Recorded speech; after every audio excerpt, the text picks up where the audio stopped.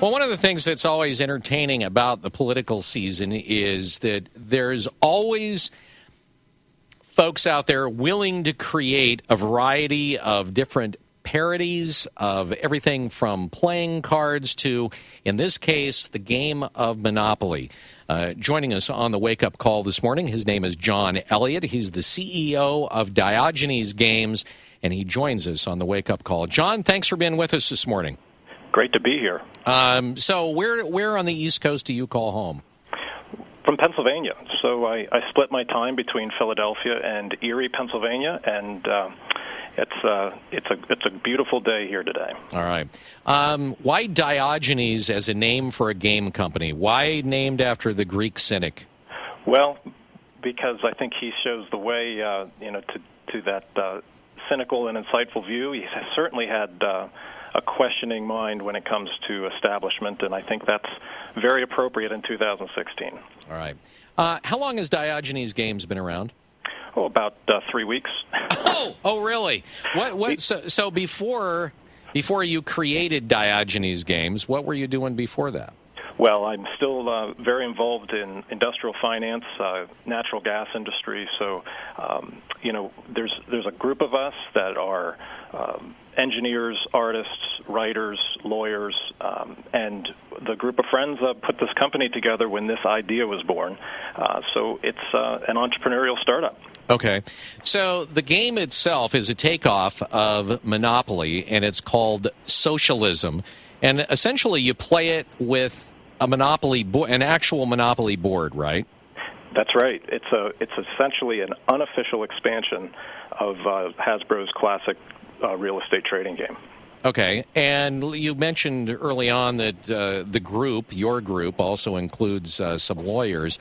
I'm assuming that the lawyers vetted this and said, yeah, you can do this, but you have to at least jump through a couple of hoops. What would that be? Well, we've jumped through those hoops, and, it's an add-on. So if you don't have a Monopoly board game, you need to go buy one, and then you put Socialism with it, and it comes with a brand-new rule book, a quick reference card, a new set of chance and community chess cards, which we now call Fat Chance and Communism Chess, and it replaces some of the tokens. So what we have is essentially an add-on to the classic Monopoly game, and what it's done is it's brought populist and socialist themes from the 2016 election into that capitalist world of Monopoly. John, I'm curious, what did you either see or say that made you think, okay, we got to put this game together? Well, I think 3 or 4 of us started talking about this and laughing, and after 2 or 3 hours, we said this is too good not to follow through on. So it was a real fun trip putting this together over the last couple of months, and there's been no shortage of good material coming out of these campaigns. So we just kept watching and listening and kept on writing, and Socialism, the game, was born. Okay, so one of the changes is that there's no banker anymore in the game. Is that correct? Oh, that's right. The banks and bankers have been regulated out of existence, and we now do all of our transaction with the Federal Directorate of Redistribution, which is appropriately abbreviated the FDR. Okay, and what? You mentioned some of the cards, for instance. You've got Fat Chance, Communism Chest. Is it the same thing with Monopoly where you're buying houses, putting it on property, or not? Oh, yeah, you move around the board the same way you would in a traditional Monopoly game, but the rules start changing pretty quick. When you pass go, you don't just collect $200, you pay another $100 in taxes. And when you start picking up those old chance cards, and now you got a Fat Chance card, you're going to find yourself advancing to Illinois Avenue and contributing $50 to the Obama Presidential Library Fund, or you're going to find yourself subject to eminent domain actions by the government. All of these things, and then public housing projects. Hotels, they're out. It's only public housing towers now. And so what happens is the old bank, actually now the FDR, becomes very quickly the most powerful player in the game, and it's not over when one person controls everything. It's over when everybody has $300. So it's really a race to the bottom. It's a race to the bottom, and we all achieve equality in our dependence on the government. That's how it ends. So that's a spoiler alert. That's how it ends. Where everyone has $300. Yeah, everybody ends up with $300. So we're playtesting this with a bunch of neighbor kids, including my son, who's 9. He loves Monopoly. And he says, Dad, your game is a killer wedgie. I'm tired of running out of money. So, this thing is jokes from top to bottom. It is so much fun. Okay. So, for folks that you started a Kickstarter account as well, and you've had a number of people that have invested in this. When are you actually going to have games going out, the expansion going out on the market? When is it? We're going to start delivery in the middle of June.